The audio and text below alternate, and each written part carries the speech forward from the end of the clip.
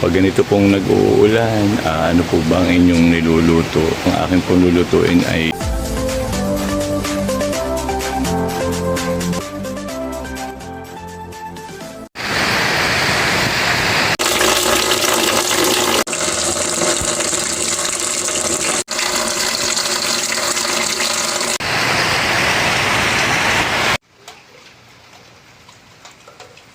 hello po, mga gandang araw po, maulang umaga po sa inyong lahat. Handaan po ako ng paglalakad at medyo matubig po o baha ng kaunti po rin harapan ng aming bahay. Punta po ako din sa garden, kumuha po ako ng kangkong.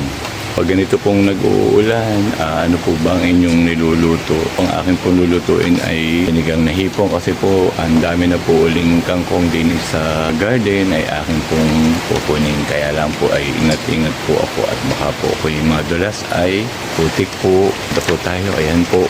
Taga naman pong basa po ang lupa. Pupunta po muna ako din sa propagation area. Kuha po muna ako ng pangputol po ng kangkong. Po ang garden. Talaga pong wala pong tigil ang ulan. Kagabi pa po ay nag-uulan na. Yan, so papakita ko po muna sa inyo ang aking pong garden ngayon pong nag-uulan na naman. Yan, ito po yung mga lagayan po ng mga rainwater na kinukuha ko po para po magamit ko rin po bandalig. So far po, ari po ang aking mini pool ay dami na rin pong tubig. So malakas din nga po ang ulan. Doon po tayo sa erang iyon kukuha ng kangkong na gagamitin ko po sa pagluluto po ng sinigang. Balik po muna uli ako sa bahay. Kukuha po ako ng payong kasi po mas lalo pong nalakas ang ulan ay nahirapan po akong manguha ng kangkong. So kukunin ko po yung malaki pong payong. Ay, ito po talaga pong alakas po ng ulan. Sandali lang po naku po. Kukunin ko po yung malaki pong payong para po makapanguha tayo ng ayos ng kangkong. Malaking payong po din sa bahay ay ari po ang gagamitin ko pagka nagpunta po ulit sa garden at talaga naman pong lakas po ng ulan.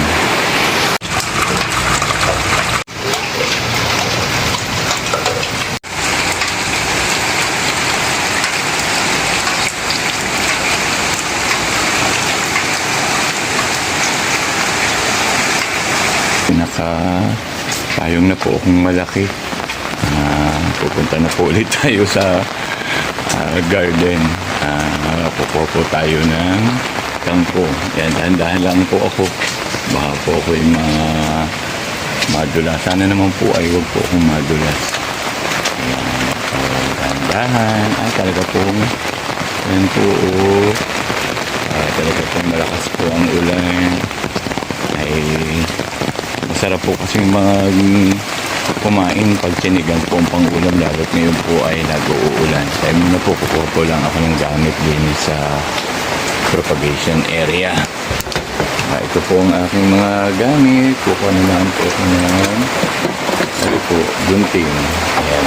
Pakita ko po sa inyo yung kukunin po natin ng kangkong. Kaso hindi ko na po maipapakita sa inyo yung pag mismong pangunguha ko kasi ako po ang nagbibideo ay may harapan po akong hindi ko po paano ang gagawing hawak po sa camera. Sandali lang po, pupunta po tayo dun sa aking po kinukunan ng kangkong. Papakita ko rin po sa inyo ang kangkong. Daan papunta po sa aking kukunan ng kangkong. Ayan, medyo talaga pong lakas po ng ulan. Baka po medyo maano po ang lupa. So ito po yung kangkong. Ayan. Kukunan po natin. Hindi ko na lang po papakita sa inyo yung pagkuha ko ng kangkong. Papakita ko na lang po sa inyo pag nakakuha na ako. Ito po ang ating nakuha pong kangkong. Nakuha po natin kangkong. Ako po yung nagtapak na nung kumuha. Ito po yung ating malaking payong. Ay kahirap po talagang manguha dahil lakas po din ang ulan. Ayan, dadalhin ko na po dun sa bahay. Ring kangkong. Hindi ko po dinamihan ng masyado ang kuha dahil ang kapatid ko pong babae mahilig din po sa gulay ay mangunguha din po yan. Malamang po pag tumila-tila po aring ulan at wala laan po din. Malamang po ay dasaglit din po yun at talaga pong gusto rin po nun ng mga gulay-gulay. Dadalhin ko na po aring aking nakuhang kangkong sa bahay. Kaya may nalimot pa rin po tayong mangga. Habang umuulan ay tamang-tama po. At ito yung dyan kung hinog na po ay pang minatamis po mamaya namin ng mami pagkain. Kaya ito po ang ating pong na-harvest na kangkong. Sariwang-sariwa po. Yan. Yan, ihiwalay ninyo yung yung matigas. Dahon, ayun, ipagdami ng kangkong, ipagsarap yan sa sinigang. Yan. O, hiwalay ang yan. O, di kayo may exercise yan sa inyong ng kangkong. Tik na nga ako madulas. Ay kapotik doon sa garden. Ayusin ko naman yung mga hipon.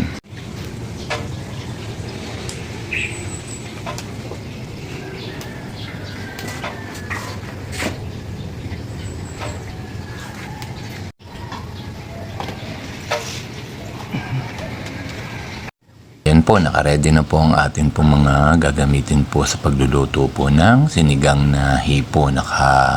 Okay na po.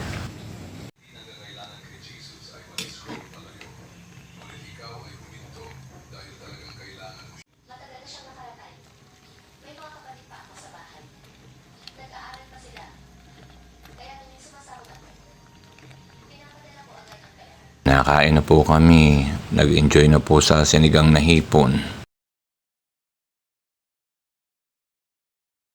Katapos na po kaming kumain ng mami. Sabi ko po ay pagka natapos siyang maghugas ng pinggan, ang gusto po niya siya po maghugas ng pinggan, ay sabi ko ay pagkatapos ay manood na ng TV. Ayun naman po ay pag nanood ng TV, makita niyo po yung tulog, ay pinababayaan ko na po. At ako naman po ay napunta na po sa garden. At ako naman po ay may ginagawa. Pero wala pa muna akong gagawin po sa garden kasi po talaga po namang basa po ang lupa. Siguro po tatambay na lang po ako at magkakapi-kapi.